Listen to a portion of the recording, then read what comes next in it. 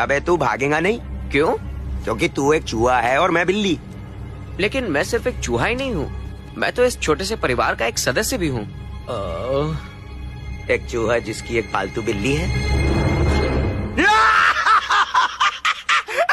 एक चूहा जिसकी एक पालतू बिल्ली है। एक बात तो है कि आप मजाक अच्छा करते हैं। अबे मजाक की तो बात है।